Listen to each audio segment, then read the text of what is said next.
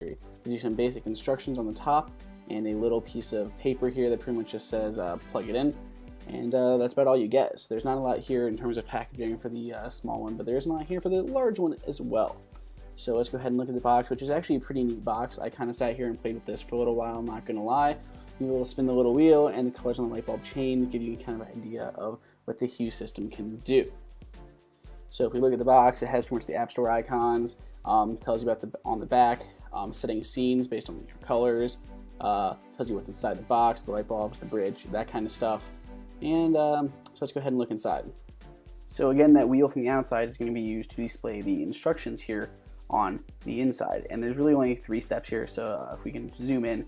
So the first step here is really just screwing in your light bulbs. Step 2, plug in your bridge to your router and download the free app. That's it. That's literally all you have to do. None of this is difficult. It seems to be kind of like an Apple mentality of it just works. There isn't really a lot of instruction. You simply plug everything into the right spot and you're set up. So this does come with 3 light bulbs and 1 bridge. You need the bridge regardless of how many light bulbs you can have. They support up to 50 officially, but they do say they have tested it with up to like 250 with no issues. So if you have a house with 250 lights that you want to buy super expensive light bulbs for, go for it. So let's go open this up and look inside. So we have the bridge here. We'll come back to that in a second. Your 3 light bulbs. You have a Ethernet cable, which is decent length, and lastly a small power cord for the bridge itself.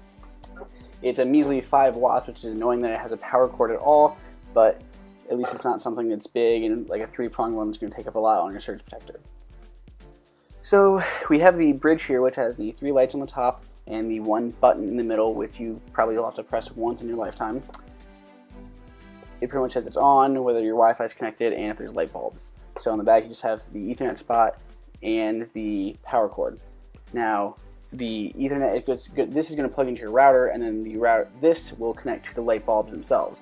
And the light bulbs can actually daisy chain to each other, so if they're too far away from this bridge, if there's another light bulb in between, it can connect to the other light bulb to connect to the router, which is pretty good if you're too far away. And again, this runs on the 2.4 gigahertz network. It's going to be the same as a lot of phones and older Wi-Fi and stuff like that. Now these bulbs are actually kind of heavy, I'm guessing because they have all that stuff inside compared to the small LEDs that are simply at the top. But they do feel a lot better made than I thought they would have. They're actually pretty hefty and they don't feel loose or anything at all when you're actually plugging them in. So if you compare them size-wise to standard watts, these are all going to be similar wattages. The CFL bulb is 13 watts, which is going to be equivalent to a 60 watt bulb. And this is a standard 60 watt bulb, which is comparable to the Philips Hue. The Philips Hue uses 8 watts and it's roughly a 50 watt bulb, which is going to be about 600 lumens. So we're going to go ahead and set this all up. It's literally going to take you 30 seconds here to plug everything in. Maybe not literally 30 seconds, like 35 seconds. It depends on how fast you actually want to speed it up. Anyway, so we're going to go ahead and plug everything into the appropriate spots. I got it plugged into my Airport Express and my bulb screwed into my lamp. So here we are on the app looking at scene 1, which can be renamed, and we're going to go here and we're going to edit and we're going to add a light bulb. So you're going to just hit add light bulb in settings. It's going to tell you to screw it in. It's going to go ahead and search your network for that light bulb, and then if it's found, it'll pop up and let you rename it. Here I've already added it, so it'll pop up, you can rename it. So we'll rename this one the same as the lamp here, and when you know it's the right one, because the lamp itself will start blinking, so we're going to name this one red card lamp, so I know exactly which lamp that's going to be.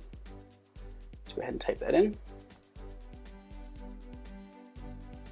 And good, so now we have hue light 1, hue lamp 2, hue lamp 3, and red card lamp. So now here we have all 4 of them on your master control list. You can control any individual light by itself, and you can manually set any of the colors. You're going to have the basic white to yellow lights on the left, and then all the colors on the right hand side. You can just drag those anywhere you want. They're all numbered 1 through 4 for the 4 lights that I have. So now here we can have the different lighting scenes. So here I click sunset and you can see it turns the light on. Now all these scenes are editable, including the stock ones. So if we're going to click on one that I made earlier, you can rename it, but we're going to go ahead and edit it.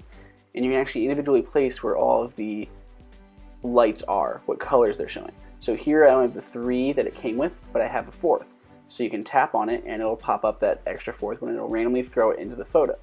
So now you can drag each of these around and place it wherever you want. So you're picking essentially each color for each lamp. So we can drag it. You can also drag it on top of another pin, and they will make a group. So if you move that group around, you can move the color for all of those lamps and essentially recreate this scene like this photo that I took in lighting in your room, whether it's a sunset at a vacation you went to, here an underwater photo that I took, or anything else. Now, one really cool feature that I like is the timers or alarms. So we can have this switch on or off at a specific time.